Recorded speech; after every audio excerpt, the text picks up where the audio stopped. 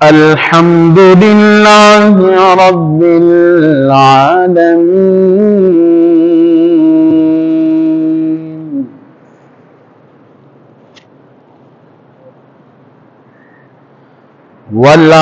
والعاقبة للمتقين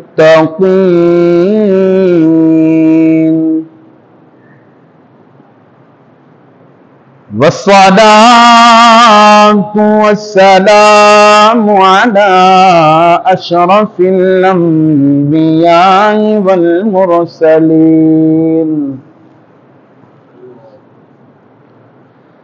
أما بعد فأعوذ بالله من الشيطان الرجيم بسم الله الرحمن الرحيم يا أيها الذين آمنوا اتقوا الله وكونوا مع الصادقين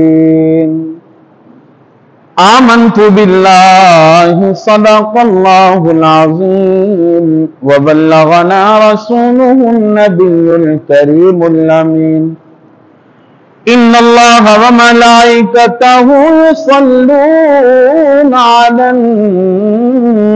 النبي يا أيها الذين آمنوا صلوا عليه وسلموا تسليما بآواز بلند پڑھیے الصلاة والسلام عليك يا رسول الله الصلاة والسلام عليك يا حبيب الله حضرت چلے معراج کو بلغ العلا بکمالہ اندھیرا تھا اجلا ہوا کشف الدجا بجمالہ خلق عظیم کا وہ پیکر بنا حسنت جمیع خصالہ اور خود خدا نے یہ کہا صلو علیہ وآلہ نعمتیں بانٹتا جس سمت وہ ذیشان گیا ساتھ ہی منشی رحمت کا قلم دان گیا لے خبر جلد کے غیروں کی طرف دھیان گیا میرے آقا میرے مولا میں تیرے قربان گیا آج لے ان کی پناہ آج مدد مانگ ان سے ارے پھر نہ مانیں گے قیامت میں اگر مان گیا انہیں جانا بس انہیں جانا انہیں مانا نہ رکھا غیر سے کام للہ الحمد میں دنیا سے مسلمان گیا جان و دل ہوش و خرد سب تو مدینے پہنچے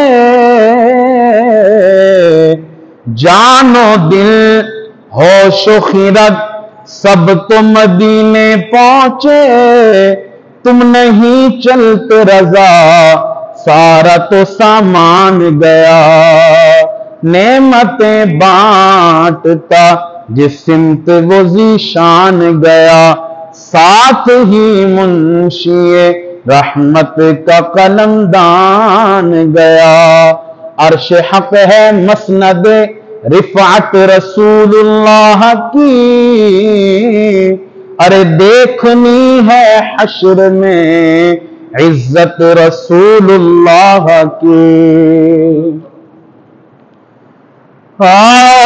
دل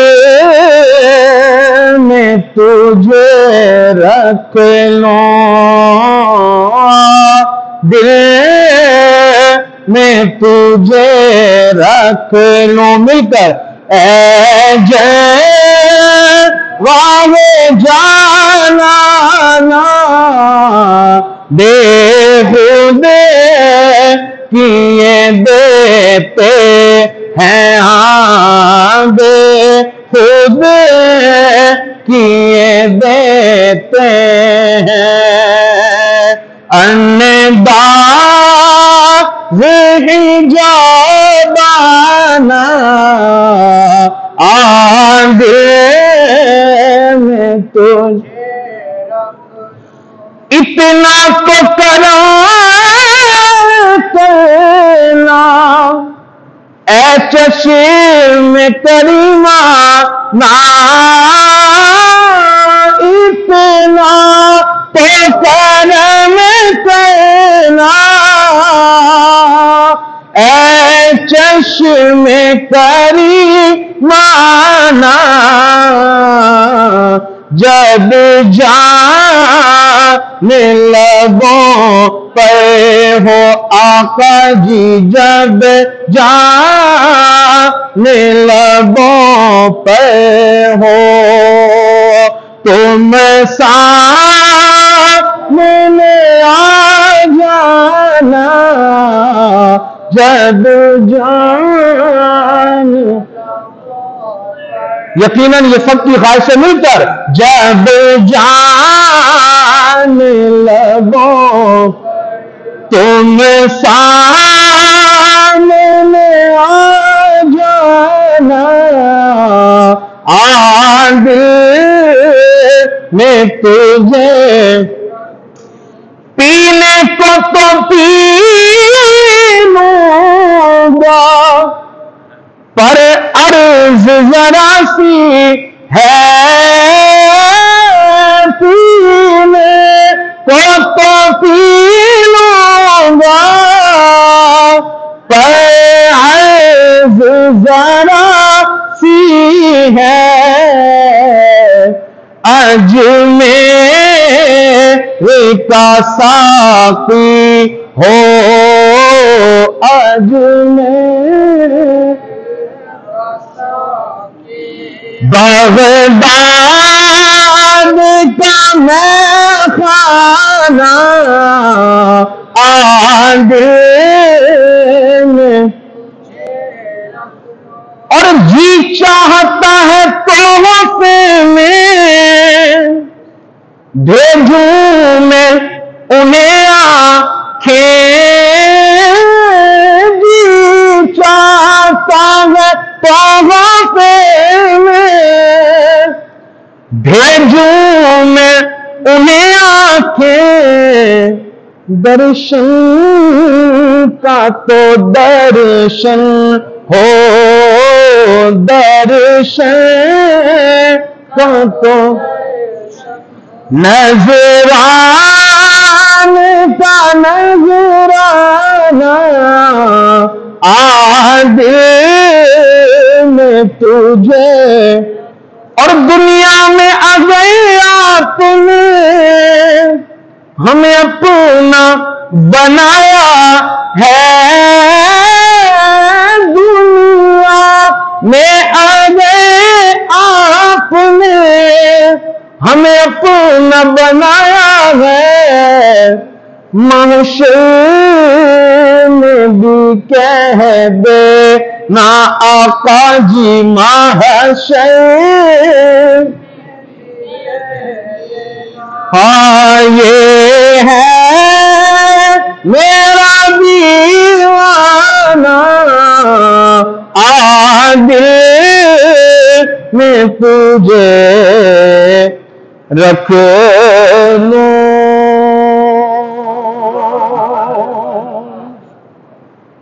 اللہ پاک کی بے پایاں حمد و صلات سرور کائنات، فخر موجودات، امام الانبیاء، سید انس و جاں، والی کون و مکان، شافع یوم جزا حضرت محمد مصطفیٰ احمد مجتبی باواز بلند کہیے صلی اللہ علیہ وآلہ وسلم کی پاک بارگاہ میں بے حد درود و سلام کے بعد نہایت لائق صد اعزاز و تکریم میرے نمازی بھائیو، السلام علیکم ورحمۃ اللہ تعالی وبرکاتہ۔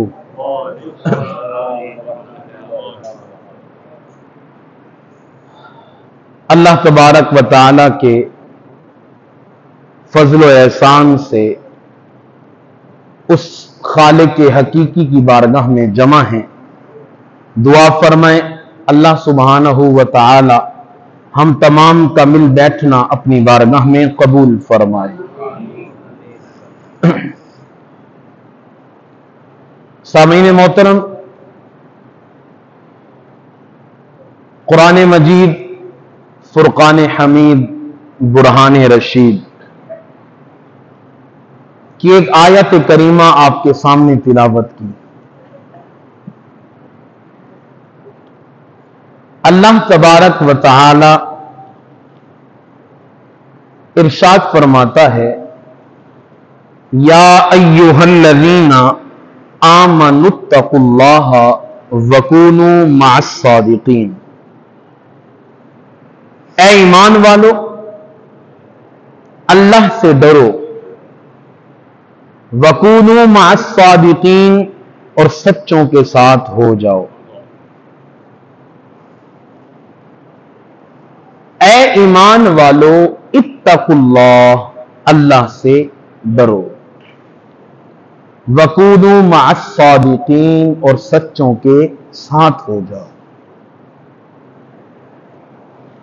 اللہ سے ڈرو اور سچوں کے ساتھ ہو جاؤ، یہ جو حکم دیا کہ سچوں کے ساتھ ہو جاؤ، اس کا مطلب یہ ہے کہ جہاں قیامت کے دن اللہ سچوں کو مقام و مرتبہ عطا فرمائے گا، اگر دنیا میں تم نے سچوں کے ساتھ وقت گزار لیا تو تمہارا حشر بھی قیامت کے دن سچوں کے ساتھ ہی ہوگا۔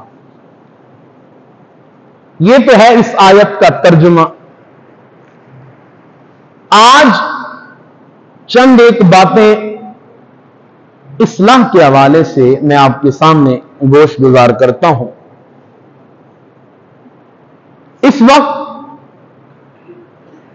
ہم مسلمان، ہم اللہ کے بندے، ہم اللہ اور اس کے رسول کے ماننے والے کفر کی سازشوں میں، کفر کی دشمنیوں میں اور کفر کے بہکاؤں میں پھنسے ہوئے ہیں۔ ہر طرح سے، ہر طرف سے کفر جو ہے وہ عالم اسلام کے خلاف شروع سے سازشیں کرتا آیا ہے اور اب بھی کر رہا ہے اور اس طرح کرتا رہے گا جب تک ان کی سرکوبی نہیں ہوتی۔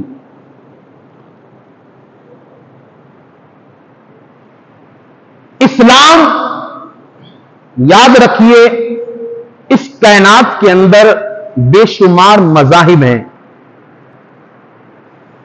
بے شمار ادیان ہیں، لیکن اگر تقابل ادیان کیا جائے، تقابل مذاہب کیا جائے تو اس کائنات کا بہترین دین دین اسلام ہے۔ اس کائنات کا بہترین مذہب مذہب اسلام ہے۔ ہم بہتر سے بھی بہتر ہونے کے باوجود کفر کی سازشوں میں پھنسے ہوئے ہیں۔ وقت تو جو گزرتا ہے، چاہے وہ اچھے میں گزرے یا برے میں گزرے، وقت میں گزر جانا ہے۔ یہ جو حالات اس وقت چل رہے ہیں، فلسطین اور اسرائیل کا معاملہ آپ دیکھ سکتے ہیں، ایک عرصے سے اٹھا ہوا ہے۔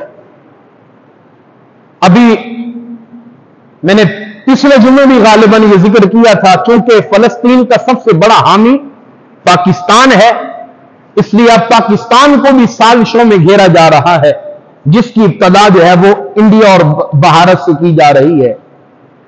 اب پاکستان اور بھارت کی جنگ کی باتیں ہم تو دعا کرتے ہیں کہ اللہ کرے ایسا ہو جائے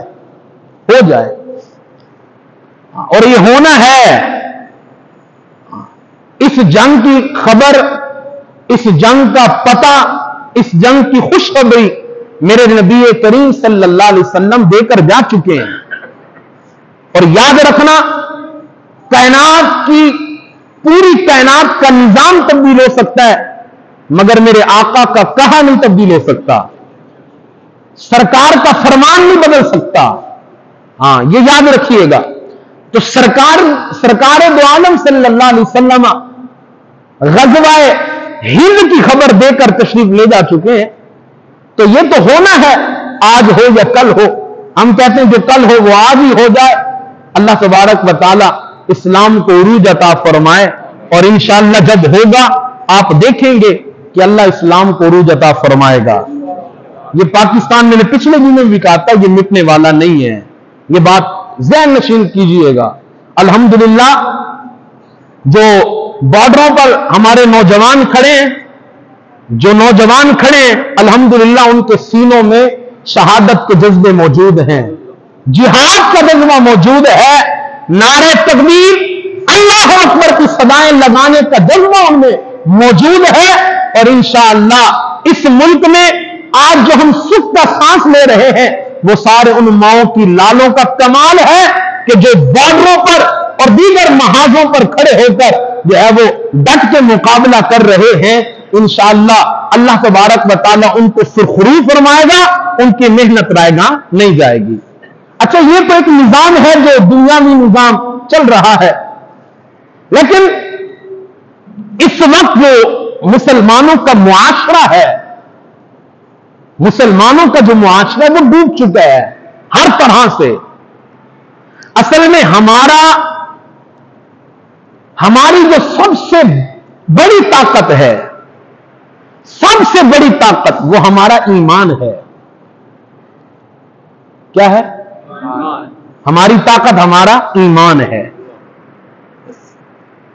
میں بار بار مثالیں دوں تو آپ ماشاءاللہ سمجھدار ہیں.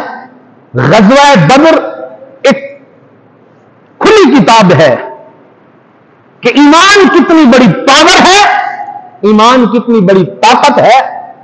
یہاں 313 ارب ہزار ہیں لیکن پھر بھی ایمان کی قوت نے جو ہے وہ 313 کو عروج عطا فرمایا. ایمان کی قوت نے 313 کو فتح عطا فرمائی. تو ہمارے پاس جو سب سے بڑی طاقت ہے وہ ہمارا ایمان ہے. لیکن بڑی معذرت کے ساتھ ہمارا ایمان کمزور ہو چکا ہے. ہمارا ایمان کمزور ہے. اس وقت جو سوشل میڈیا سے جتنے لوگ وابستہ ہیں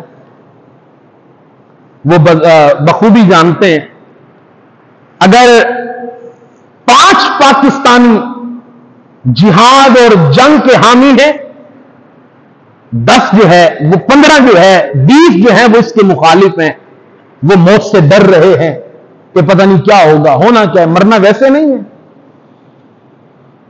مرنا تو ویسے ہی ہے، موت تو ویسے ہی آنی ہے.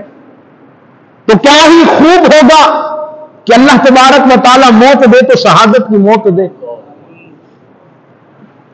کس کو کیا پتا کہ اس نے کہاں مرنا ہے.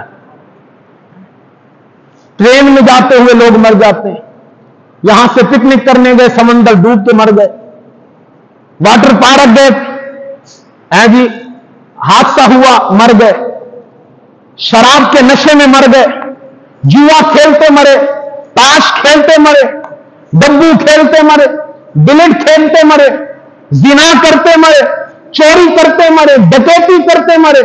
موت تو آنی ہے. کوئی کہاں مر رہا ہے، کوئی کہاں مر رہا ہے، موت چھوڑ تھوڑی رہی ہے. تو کیا شان ہوگی کہ تلواروں کی چمک میں اور تلواروں کی سائے میں اللہ موت عطا فرمائے.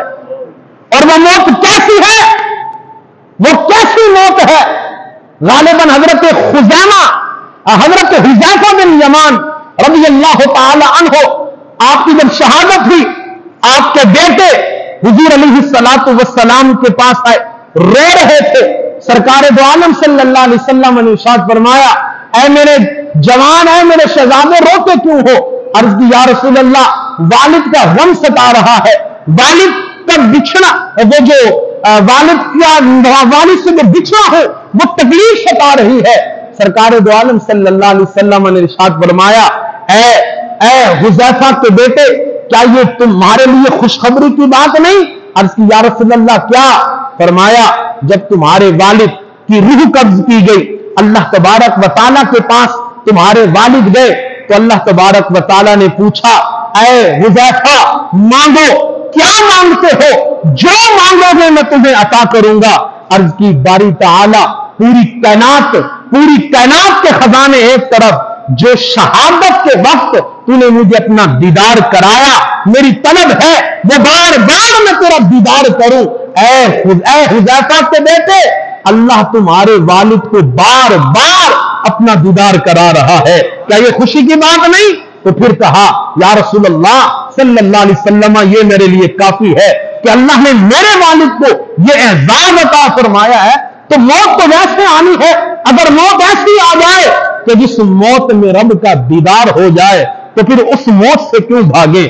بس بات یہ ہے، اس وقت جو ہم موت سے گھبرا رہے ہیں اور جہاد سے گھبرا رہے ہیں، وہ جو ہے صرف اور صرف جو ہے وہ ایمان کی کمزوری ہے، ایمان کی کمزوری۔ اور جب بھی منبر و محراب سے یہ بات کی جاتی ہے، میں اپنے علاقے کی بات کرتا ہوں تو لوگوں سے یہ سننے کو ملتا ہے، لوگ یہ باتیں کرتے ہیں کہ پتہ نہیں مولویوں کو کیا ہو گیا ہے، اسرائیل کے خلاف پڑ گئے، یہ بھارت کے پیچھے پڑ گئے، مولویوں کو کیا ہو گیا ہے؟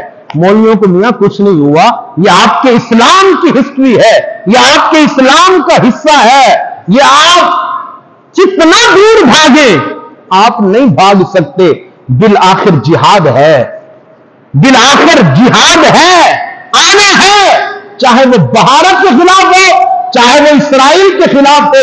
یاد رکھنا، جہاں اسلام واضح نصیحت سے پھیلا ہے، جہاں اسلام میرے کریم آقا کے اخلاق سے پھیلا ہے، جہاں اسلام میرے نبی کی تبلیغ سے پھیلا ہے، وہی اسلام میرے نبی کی تلوار سے بھی پھیلا ہے۔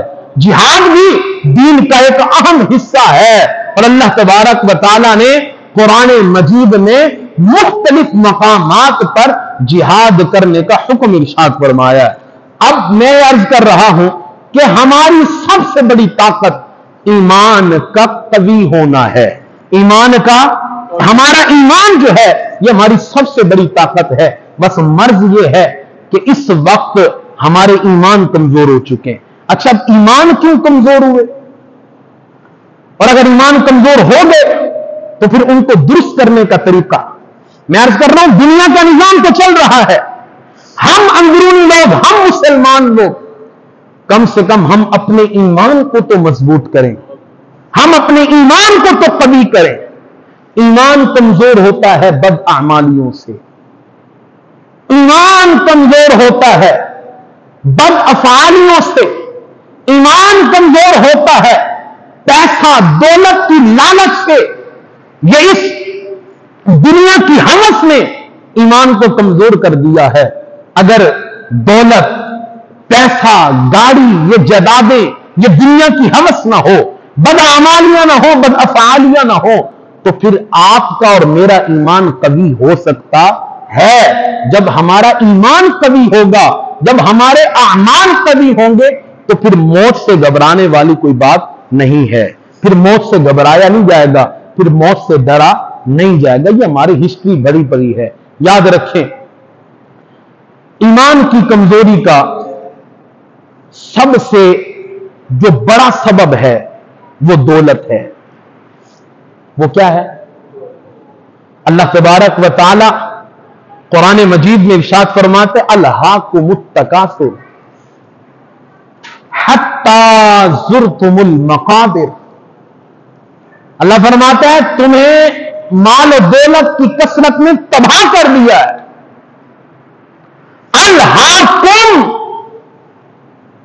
تباہ کر دیا ہے تمہیں، التکاثر، مال کی کثرت میں، حتی زرتم المقابر، ساری زندگی ہے پیسہ ہے پیسہ ہے پیسہ، مال مال انسان کرتا رہا، نہ نماز کی فکر، نہ روزے کی فکر، نہ حج زکات کی فکر، نہ رب کی فکر، نہ خوف خدا، نہ مخلوق کا حیا، یہ بھی نہیں وہ بھی نہیں، الہاکم التکاثر، ہے مال حتی زرتم المقابر۔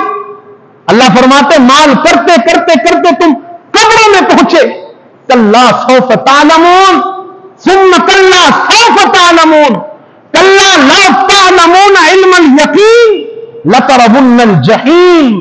اللہ فرماتے ہیں ان قریب تم جان لو گے، ہاں جان لو گے، کیسے جانو گے؟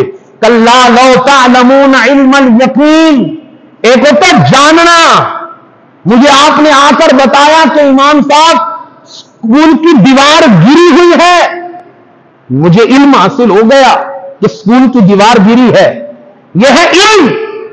اور ایک ہے علم الیقین کہ میں یہاں سے اٹھا اور جا کر میں نے دیکھا کہ واقعی دیوار گری ہے۔ اللہ فرماتا ہے کلا سوف تعلمون، ان قریب تم جان لو گے، ثم کلا سوف تعلمون، پھر تم جان لو گے، کلا لا تعلمون علم الیقین، اور تمہیں علم یقین بھی حاصل ہو جائے گا، کب؟ لترون الجحیم، جب تم جہنم کو دیکھو گے۔ الہاکم التکاثر، ہائے مال۔ رسالت امام صلی اللہ علیہ وسلم صحابہ کے درمیان تشریف فرمائے، ارشاد فرماتے ہیں، بندہ کہتا ہے ہائے میرا مال، ہائے میرا مال، کیا ہے مال؟ ارشاد فرمایا تیرا مال وہ ہے جو تو نے اپنے جائز کاموں میں استعمال کیا، تیرا وہ مال ہے۔ پھر ارشاد فرمایا تیرا مال وہ ہے کہ جو تو نے اپنے لیے آگے بھیج دیا، اللہ کی راہ میں صدقات و خیرات کر کے اپنی قبر کو سنوار لیا، اپنی آخرت کو سنوار لیا، بس تیرا مال یہ ہے۔ ارشاد فرمایا میرا مال انسان کرتا ہے الہاکم التکاثر۔ تو ایمان کی کمزوری کا سب سے بڑا سبب یہ دولت ہے، اور یہ معاشرہ تو پھر زیادہ ہی ایمان کو کمزور کر رہا ہے۔ کس طرح؟ اس وقت عزت اسی کی ہے کہ جس کے پاس، یارو غریب کو کوئی منہ نہیں لگاتا، غریب کو کوئی سینے سے نہیں لگاتا،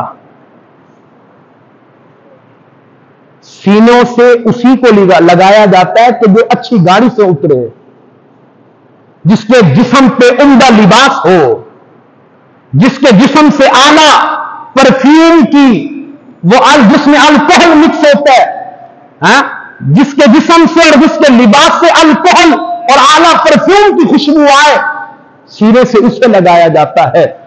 غریب کو تو دھتکار کے پیچھے ہی بٹھایا جاتا ہے۔ ہمارے دین کا شعار، ہماری محافل، چاہے وہ محفل جو بھی ہو، ہمارے دین کا شعار ہماری محفل، اور ان محافلوں میں بھی عزت اسی کی ہے کہ جس کے پاس پیسہ ہے۔ غریب کے پاس نہ 10 روپے ہوں گے نہ وہ آگے آ کے بیٹھے گا، وہ وہی جوتوں کے پاس بیٹھا ہے، وہ آخری صف میں۔ یہ معاشرہ زیادہ کمزور کر رہا ہے، مالدار کو عزت، غریب کو نیچا، غریب کو ذلت کی نگاہ سے دیکھا جاتا ہے۔ غربت بہت بڑا جرم ہے میاں اس دور کا۔ پڑھا لکھا انسان MPhil MA عربی اسلامیات یا دیگر جتنی بھی PhD کیا ہوا ایک عظیم اسکالر، چند پیسے کمانے کے لیے اس کے پاس جاب نہیں، اور اگر جاب ہے بھی ذلت و رسوائی والی، اس کا جرم کیا ہے؟ غریب۔ جرم کیا ہے؟ وگرنہ میٹرک کیے ہوئے کو اگر پیسہ جیب میں ہو تو اعلیٰ عہدوں پہ بٹھایا ہوا ہوتا ہے. اس وقت آپ جس صوبے کے اندر بیٹھے ہیں اس پورے صوبے کا نظام آپ کے سامنے ہے. اس دور کا سب سے بڑا جرم غربت ہے. کئی مرتبہ یہ بات سنا چکا ہوں, جب بھی سناتا ہوں یہ دل جو ہے نا پھٹتا ہے, یہ دل اش اش کر اٹھتا ہے کہ اللہ تبارک و تعالیٰ نے ہمیں کیسا لجپال نبی عطا فرمایا, کیسا اخلاق یار, خدا کی قسم. میں کہتا ہوں کہ پوری دنیا کا اخلاق ایک طرف, میرے نبی کا اخلاق سب سے اعلیٰ ہے. ایسے تو نہیں میرے امام نے کہا کہ تیرے خلق کو حق نے عظیم کہا, تیرے خلق کو حق نے جمیل کیا, کوئی تجھ سا ہوا ہے نہ ہوگا چاہا, تیرے خالق کے حسن و ادا کی قسم. میرے آقا کا اخلاق, عید الفطر کا دن ہے, رسالت مآب صلی اللہ علیہ وسلم اپنے مبارک کاشانہ سے باہر تشریف لائے. سرکار دو عالم دیکھتے ہیں کہ ایک بچہ رو رہا ہے. سرکار قریب تشریف لاتے ہیں, ارشاد فرمایا اے بچے آج تو خوشی کا دن ہے, ہر کسی کے چہرے پہ مسکراہٹ, عید کا دن, اور کوئی رو رہا ہے. عرض کی یا رسول اللہ صلی اللہ علیہ وسلم عید میری عید تو اس کی جس کے ماں باپ ہوں, جس کے پاس پیسہ ہو, دولت ہو, اپنے ہو, رشتہ دار ہو. آقا ماں کا انتقال ہو گیا, باپ چھوڑ کر چلا گیا, اکیلا ہوں, کوئی سہارا نہیں, کوئی رشتہ دار نہیں, نہ مال ہے, نہ دولت ہے, نہ گھر ہے, خوشی کس چیز کی, رو نہیں تو کیا کروں. سرکار دو عالم صلی اللہ علیہ وسلم نے سر پہ ہاتھ رکھا اور میرے نبی کے پیارے امتیوں, میرے آقا کا فرمان ہے, میرے آقا کا فرمان ہے کہ یتیم کے سر پر جس نے پیار بھرا ہاتھ پھیرا, ہر بال کے بدلے اللہ اجر و ثواب عطا فرماتا ہے. اس سے بھی بڑی فضیلتیں ہیں. ارشاد فرمایا میرے کریم آقا نے, فرمایا تیرے والد نہیں یا رسول اللہ, ماں نہیں یا رسول اللہ. فرمایا بتا اگر تیرے والد محمد ہو, ماں تیری عائشہ ہو, بہن تیری فاطمہ ہو, بھائی تیرا حسن و حسین ہو, بتا پھر. عرض کی یا رسول اللہ جب یہ مل گئے تو پھر کائنات کی ہر چیز مل گئی, پھر کچھ نہیں چاہیے. سرکار نے ہاتھ پکڑا, گھر لے گئے. حضور عید گاہ جا رہے تھے, سرکار واپس تشریف لے گئے. فرمایا فاطمہ اسے نہلاؤ اور حسن حسین میں سے جس کا بھی لباس ہے اسے لباس پہناؤ. منظر زمانے نے دیکھا, وہ لجپال نبی, وہ 1,24,000 انبیاء کا امام نبی سرکار دو عالم صلی اللہ علیہ وسلم جب اپنے گھر سے تشریف لائے, ایک ہاتھ میں حسن ہے, دوسرے ہاتھ میں حسین ہے. زمانہ دیکھ رہا ہے, وہ یتیم بچہ میرے کریم آقا کے کندھوں پہ سوار ہے. وہ بچہ کہہ نہیں رہا ہوگا یہ ناز یہ انداز ہمارے نہیں ہوتے, جھولی میں اگر ٹکڑے آقا تمہارے نہیں ہوتے, ملتی نہ اگر بھی حضور آپ کے در سے, اس ٹھاٹ سے منگتوں کے گزارے نہیں ہوتے. اور بے دام ہی بک جائیے بازار نبی میں, بے دام ہی بک جائیے بازار نبی میں, ارے اس شان کے سودے میں خسارے نہیں ہوتے. وہ کہہ نہیں رہا ہوگا. اب وہ منظر دیکھو, وہ بچہ جو کچھ دیر پہلے رو رہا تھا اب اس کے چہرے پہ مسکراہٹ ہے, اب اس کے چہرے پہ خوشی ہے. لوگ پوچھتے ہیں کیا ہوا, کچھ دیر پہلے تو رو رہا تھا اب ہنس رہا ہے, اب کیا ہوا؟ کہا کیا ہونا تھا, اب سرکار مل گئے تو غم دور ہو گئے, سرکار مل گئے غم دور ہو گئے, خوشیاں پاس آ گئی, اللہ نے رحمتیں برسا دی. تو یہ اخلاق میرے نبی کا, یہ ہمارے لیے مشعل راہ ہے. سرکار دو عالم صلی اللہ علیہ وسلم کے امیر صحابہ بھی تھے, سرکار دو عالم صلی اللہ علیہ وسلم کے خاندان سے تعلق رکھنے والے بھی لوگ تھے, لیکن سرکار نے کبھی اپنے غریب صحابہ کو ذلت کی نگاہ سے نہیں دیکھا, بلکہ میں نے پچھلے جمعے میں بھی یہ بات عرض کی تھی، سرکار دو عالم صلی اللہ علیہ وسلم فارس سے آئے ہوئے سلمان، کس کے بارے میں؟ سلمان، حضرت سلمان فارسی، کسی بادشاہ کے بیٹے کا نام نہیں، کسی امیر شہزادے کا نام نہیں، کسی امیر خاندان سے اور کسی عرب کے بڑے خاندان سے تعلق رکھنے والے کا نام سلمان نہیں، فارس سے آیا ہوا، بکتا بکاتا ہوا، میرے نبی کے نام پہ بکتا بکاتا مدینے میں آئے ہوئے سلمان فارسی میرے آقا کی بارگاہ میں جب آتے ہیں تو پھر سرکار دو عالم صلی اللہ علیہ وسلم نے فرمایا سلمان منا اہل البیت، لوگوں اگرچہ سلمان فارس سے آیا ہے لیکن آج کے بعد یہ میرے گھر کا فرد ہے۔ ایمان کامل ہوتا ہے اسلام سے، اور ایمان کی کمزوری کا سب سے بڑا سبب دولت ہے۔ ایمان کی کمزوری کا سب سے بڑا سبب، اور اس وقت غریب کو ذلیل کرنا، اللہ اکبر، اللہ بچائے۔ اور میری ملت کا جوان، غریب جوان یاد رکھیں، پریشان نہ ہوں، پریشان نہ ہوں۔ اگر مال و دولت نہیں تو کوئی غم نہیں، کوئی غم نہیں، انشاءاللہ۔ اللہ فرماتے ہیں وَتِلْكَ الْأَيَّامُ نُدَاوِلُهَا بَيْنَ النَّاسِ، یہ دن میں تبدیل کرتا رہتا ہوں۔ وَتِلْكَ الْأَيَّامُ نُدَاوِلُهَا بَيْنَ النَّاسِ، لوگوں میں میں دن تبدیل کرتا رہتا ہوں۔ آج اگر غریبی کا سورج ہے تو انشاءاللہ امیری کا، خوشحالی کا چاند بھی اللہ تمہیں عطا فرمائے گا، لیکن غریبی میں آ کر ایمان کی جو کمزوری کا دوسرا سبب وہ ہے دست سوال کرنا، دست سوال پھیلانا، لوگوں سے مانگنا، یہ ذلت اور ایمان کی کمزوری کا دوسرا سبب ہے۔ اور آپ یقین جانیے آپ کا ایمان کمزور ہوتا ہے دست سوال پھیلانے سے، اور پھر معاشرہ بھی اس جرم کا برابر کا شریک ہے۔ یاد رکھیں، ہم لوگوں کو فقیر بناتے ہیں، ہم لوگوں کو کیا بناتے ہیں؟ آپ کے پاس کوئی آتا ہے کہ میری مدد کرے تو آپ نے جیب سے 50 نکالا، 100 نکالا، 500، 1000، آپ کی توفیق آپ نے نکالا دیا۔ ہم اسے، اس کے حالات کو نہیں سنوار رہے، ہم اس کو کیا کر رہے ہیں؟ فقیر بنا رہے ہیں۔ آج میں نے تیری ضرورت پوری کی، کل پھر، پرسوں پھر۔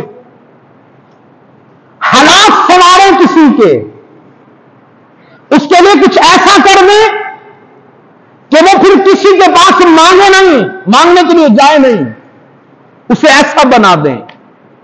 سرکار دو عالم صلی اللہ علیہ وسلم اور صحابہ کرام کے درمیان تشریف فرمائے، ایک صحابی حاضر ہوئے، عرض کی یا رسول اللہ صلی اللہ علیہ وسلم، گھر میں بڑے فاقے ہیں، آپ کے در کا گدا ہوں، گھر میں بڑے فاقے ہیں، آقا کچھ مدد کیجئے۔ سرکار دو عالم صلی اللہ علیہ وسلم نے فرمایا اے میرے پیارے صحابی، میرے پاس تو آ گئے، لیکن میں نہیں چاہتا کہ اس کے بعد تم کسی اور سے مانگو۔ عرض کی یا رسول اللہ صلی اللہ علیہ وسلم کیا کروں؟ ارشاد فرمایا تمہارے پاس کچھ ہے، کوئی چیز ہے؟ عرض کی یا رسول اللہ کچھ بھی نہیں ہے، نہ بستر، نہ برتن، نہ کپڑے، نہ مال، نہ دولت، نہ گھر، کچھ بھی نہیں، بس یا رسول اللہ صلی اللہ علیہ وسلم ایک پیالہ ہے جس کو ہم پانی پینے کے لیے استعمال کرتے ہیں۔ سرکار نے فرمایا لے آؤ۔ وہ صحابی حضور کی بارگاہ میں پیالہ لاتے ہیں، آقا صلی اللہ علیہ وسلم نے وہ پیالہ ہاتھ میں لیا، ارشاد فرمایا اے صحابہ، اس پیالے کو تم میں سے کون خریدے گا؟ ایک صحابی نے عرض کی یا رسول اللہ میں 1 دینار میں خریدتا ہوں. ارشاد فرمایا نہیں مال بڑھاؤ. یا رسول اللہ میں 2 دیناروں میں خریدتا ہوں. کہا تمہیں دیا. 2 دینار لیے, صحابی کو تھمائے, کہا جاؤ کلہاڑی لے کر آؤ. کلہاڑی لائے. قسمت اس صحابی کے حضور علیہ الصلوۃ والسلام نے اس کی کلہاڑی میں جو کلہاڑی کا دستہ تھا سرکار نے اپنے ہاتھوں لگایا. کہا جاؤ جنگلات کا رخ کرو, محنت کرو, درخت کاٹو, حالات اپنے سنوارو. راوی کہتے ہیں وہ صحابی حضور صلی اللہ علیہ وسلم کے ہاتھ سے کلہاڑی پکڑی چلے گئے. چند مہینوں کے بعد سرکار کی بارگاہ میں حاضر ہوئے. آقا صلی اللہ علیہ وسلم نے فرمایا بتاؤ کیسے حالات ہیں.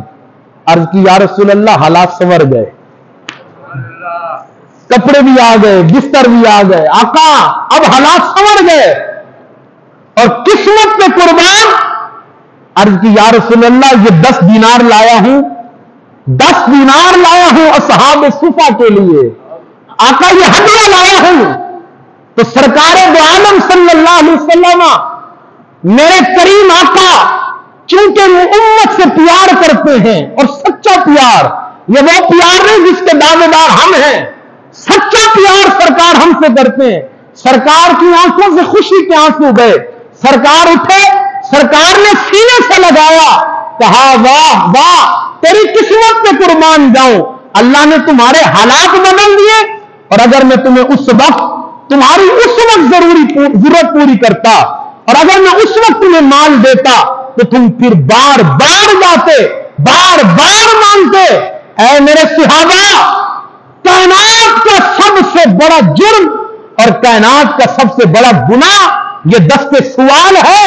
یہ دست سوال انسان کی گردن کو جھکا دیتا ہے. یہ دست سوال انسان کو ذلیل بنا دیتا ہے.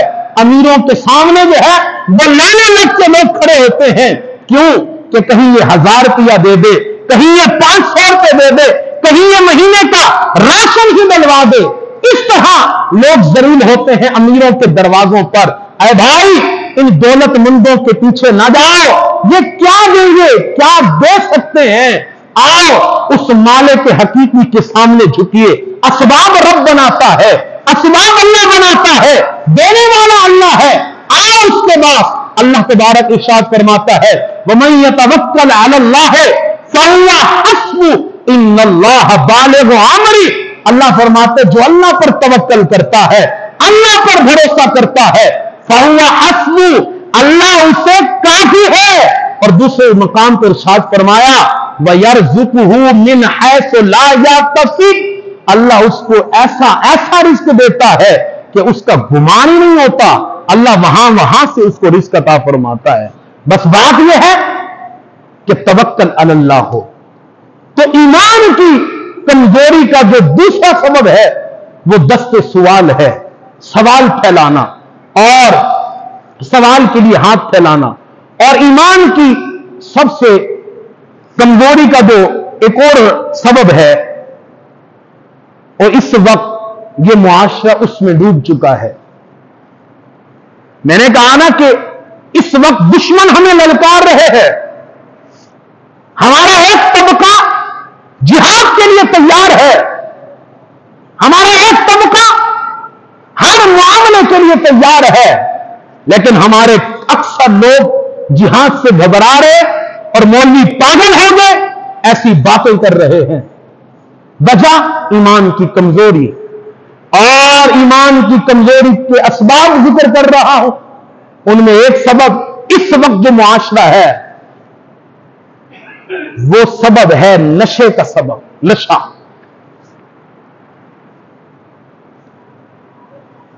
شراب ہو, کوئی بھی نشہ ہو, ایمان کو کمزور کر دیتا ہے.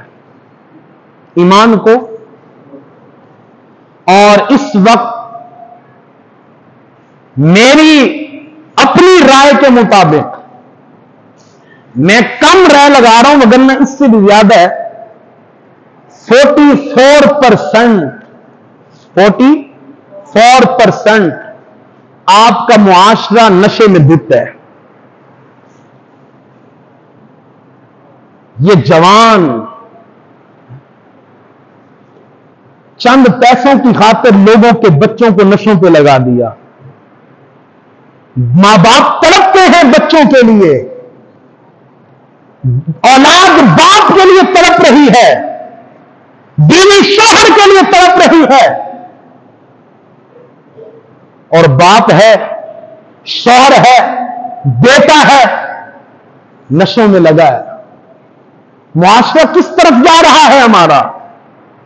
ہم کس تباہی کی طرف جا رہے ہیں؟ ہر گھر میں، ہر گلی میں، ہر محلے میں آپ کو کوئی نہ کوئی نشہ کرنے والا ملے گا، اور اس ایک شخص کی سبب سے، اس ایک شخص کی وجہ سے پورے گھر کا ماحول تباہ ہوتا ہے، پورا گھر ڈسٹرب ہوتا ہے، اولاد اپنی تکلیف بھگت رہی ہے، ماں باپ اپنی طرف تکالیف بھگت رہے ہوتے ہیں، اور وہ جوان ہے کہ نشے میں دھت ہے، نشے کی مستی میں، شراب کی مستی میں. خدا کے لیے اس معاشرے کو بچائیے، اپنی اولادوں کو بچائیے. میں رمضان المبارک کے اندر جب درس فقہ دے رہا تھا، اس وقت میں نے ایک بات ذکر کی تھی. اس وقت جو ہماری نسل کی تباہی کا سب سے بڑا سبب ہے وہ ہماری سوسائٹی ہے، ہمارا معاشرہ ہے. ہماری سوسائٹی ہمارے بچوں کو تباہ کر رہی ہے، ہماری سوسائٹی نسلوں کو تباہ کر رہی ہے، چور بنا رہی ہے، ڈکیت بنا رہی ہے، شرابی بنا رہی ہے، نشائی بنا رہی ہے، مختلف معاملات اور خرابیوں میں ڈال رہی ہے. وہ نوجوان جو پہلی صف کا نمازی ہونا چاہیے، وہ نوجوان جو ایک کامیاب فرد ہونا چاہیے، وہ نوجوان ذلت و رسوائی کا سبب ہے. وجہ ہماری یہ سوسائٹی ہے، ہماری کم نگاہ ہے جو ہم اولاد سے اٹھائے ہیں. گھر کا سربراہ ہے، چاہے میں بھی ہوں یا کوئی بھی ہے، گھر کا سربراہ ہے، گھر گھستا ہے، موبائل چلاتا ہے، گھنٹوں موبائل یوز کرتا ہے، اسے پتہ نہیں کہ سارا دن گھر میں ہوا کیا، اسے پتہ ہی نہیں اولاد کہاں جا رہی ہے، کہاں بیٹھ رہی ہے، یارانہ کیسا ہے، دوستانہ کیسا ہے، تعلق کیسا ہے، بیٹھنا کیسا ہے، سوسائٹی کیسی ہے، معاشرہ کیسا ہے، صحبت کیسی ہے، پتہ ہی نہیں ہے. اور جب ہم خبر ہی نہیں رکھ رہے، جب ہم پیچھے چل نہیں رہے، جب ہمیں فکر ہی نہیں ہے، پھر ایک دن ہمارا دروازہ کھٹکتا ہے، بجتا ہے، میاں نشے میں تمہارا بیٹا خودکشی کر گیا، میاں نشے میں تمہارے بیٹے نے قتل کر دیا، فلاں جیل میں پڑا ہے، تمہارا بچہ فلاں پل کے نیچے پڑا ہے. پھر اس وقت باپ پھر پکڑتا ہے، پھر اس وقت ماں روتی ہے، پھر اس وقت پورا گھر تڑپتا ہے. ہائے کیا ہوا، کیا ہوا، کیا ہوا، کیا ہوا؟ یہ ہماری نااہلی، یہ ہماری کم ظرفی، یہ ہماری کم نگاہی ہے کہ جو ہماری اولادوں کو تباہ کر رہی ہے. خدا کے لیے اس معاشرے کو بچائیے. اور اگر میرا آپ کا کوئی قریبی، کوئی بچہ، کوئی گھر کا فرد اور محلے کا کوئی بھی یار شرابی ہو چکا ہے، نشائی ہو چکا ہے، کسی غلط کام میں پڑ چکا ہے، اسے دور نہ پھینکیں، اسے نفرت نہ کریں، اسے سینے سے لگاؤ یار، اس سے محبت کرو، اس کی تربیت کرو. سرکار دو عالم صلی اللہ علیہ وسلم کی بارگاہ میں ایک صحابی حاضر ہوئے، یا رسول اللہ صلی اللہ علیہ وسلم شراب پی لی. کیا پی لی؟ ایمان میرے آقا نے اس طرح کی تربیت کر رکھی تھی، جھنجھوڑا ہوا تھا میرے آقا نے، ان کے ایمان اتنے قوی تھے. گناہ ہو جاتا ہے، ہو جاتا ہے گناہ، تو بڑی بات نہیں ہے، انسان خطا کار ہے، ہو جاتا ہے، لیکن گناہگار سے نفرت نہیں. سرکار نے اس طرح تربیت کی. گناہ ہوا، سرکار کی بارگاہ میں یا رسول اللہ صلی اللہ علیہ وسلم شراب پی لی، گناہ ہو گیا. آقا صلی اللہ علیہ وسلم نے صحابہ سے کہا کہ اس کے منہ کو سونگھو، تو منہ سونگھا گیا، تو شراب کی بو آ رہی تھی.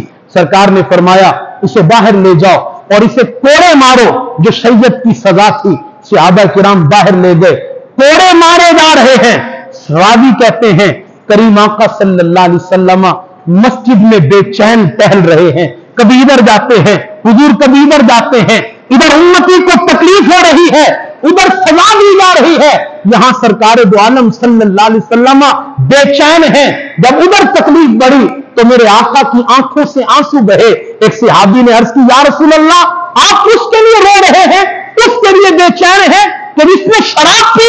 آقا نے فرمایا منہ بند کرو, گناہ ہو گیا تو کیا ہو گیا, گناہ ہو گیا نا, خود ہی آیا توبہ کر رہا ہے, سنو گناہ ہو گیا نا.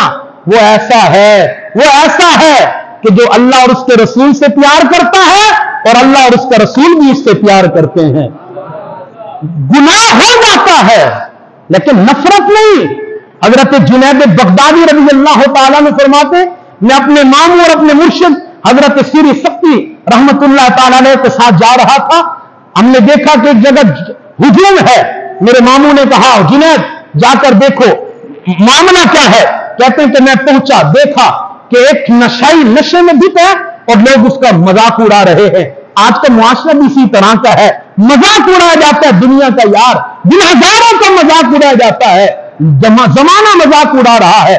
آ کر میں نے کہا حضور نشائی نشے میں دھت ہے اور لوگ مذاق اڑا رہے ہیں. حضرت سری سختی قریب گئے, ہجوم کو ہٹایا, ہٹو, اور پانی منگایا, اور پانی منگانے کے بعد اس جو شراب میں دھت تھا اس کے منہ کو دھلوایا. جب منہ دھل گیا حضرت جنید بغدادی کہتے ہیں کہ حضرت سری سختی رحمت اللہ تعالی علیہ نے اللہ کی طرف رجوع کی اور عرض کی باری تعالی ہمارا کام تھا منہ دھونا, ہم نے دھو دیا, دل دھونا تیرا کام ہے, مولا تو اس کا دل دھو دے.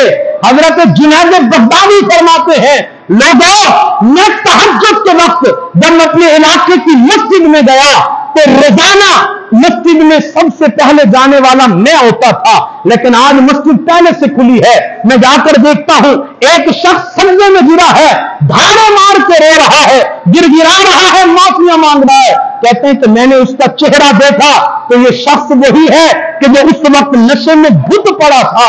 میں نے عرض کی باری تعالیٰ یہ تیرا کمال. آواز آئی اے جنید تم نے اس کا منہ دھو دیا, میں نے خدا نے اس کا دل دھو دیا.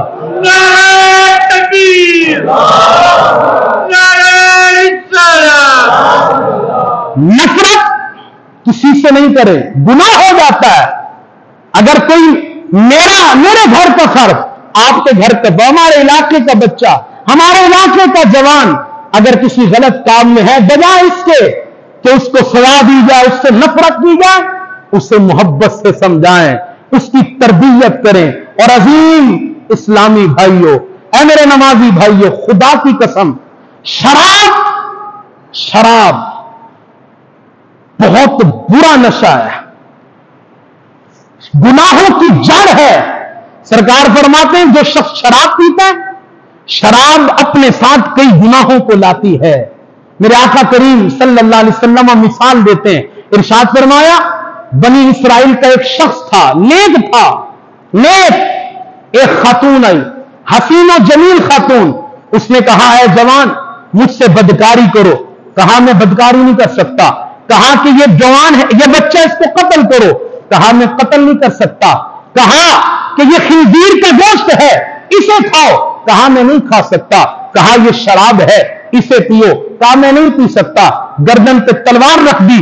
کہا کہ یہ 4 گناہ ہیں, ان میں سے کوئی ایک گناہ تو تمہیں کرنا پڑے گا.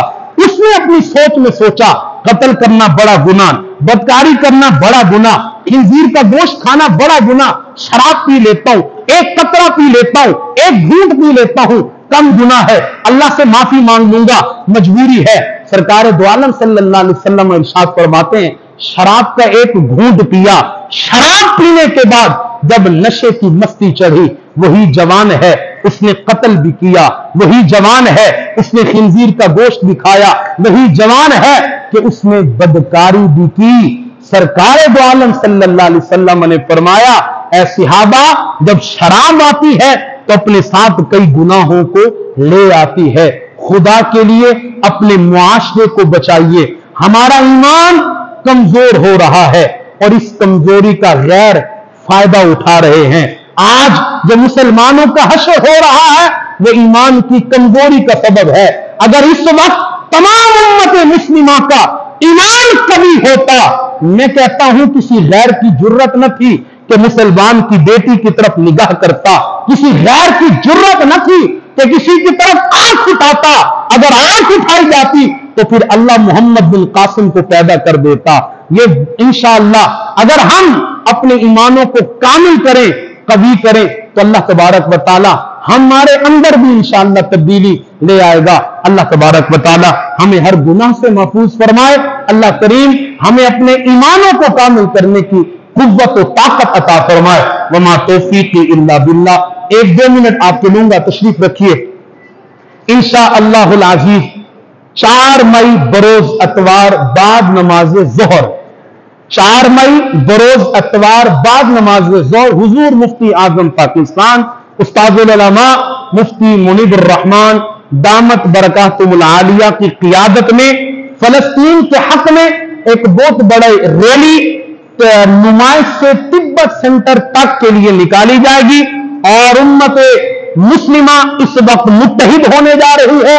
آپ تمام احباب سے گزارش ہے، ہم اسرائیل تو نہیں جا سکتے، کم سے کم جو یہاں میں نے پہلے بھی عرض کیا تھا، جو یہاں ریلیاں نکل رہی ہیں، جہاں جہاں تک جو ہے وہ فلسطینیوں کے حق میں بات کی جا رہی ہے، ہم ان کا ساتھ دیں، ان کے ساتھ کھڑے ہوں۔ تو 4 مئی بروز اتوار بعد نماز ظہر آپ تمامی حضرات اگر سینوں میں ایمان رکھتے ہیں، اگر امت مسلمہ کا درد رکھتے ہیں، اور اگر آپ یہ چاہتے ہیں کہ اس وقت مسلمانوں کے ساتھ ہو رہا ہے وہ نہ ہو، تو پھر 4 مئی کو نمائش پہنچے انشاءاللہ العزیز۔ 4 مئی بروز اتوار بعد نماز ظہر نمائش سے تبت سینٹر تک ایک بہت بڑی ریلی نکالی جائے گی، جس کی قیادت مفتی منیب الرحمان صاحب فرمائیں گے۔ اور اگر وسائل ہو گئے، ہمارے پاس وسائل ہو گئے، کسی نے اگر کہہ دیا کہ جی میں ایک بس کا کرایہ دیتا ہوں یا ہم گاڑی کا بندوبست کرتے ہیں، تو انشاءاللہ ہماری مسجد سے بھی ایک گاڑی جائے گی۔ اگر گاڑی کا بندوبست ہو گیا انشاءاللہ العزیز، آپ تمام حضرات اس بات کو یاد رکھیے گا، بھولیے گا نہیں۔ یہ جو میں آج آپ سے بات کر رہا ہوں، اگر آپ نہیں گئے کل قیامت کے دن، اگر ہم سب نے کوئی نہیں گیا، قیامت کے دن ہمارے گریبان ہوں گے، سرکار کا ہاتھ ہوگا، پھر حشر کیا ہوگا یہ ہم بخوبی جانتے ہیں۔ اللہ تبارک و تعالی عمل کی توفیق عطا فرمائے۔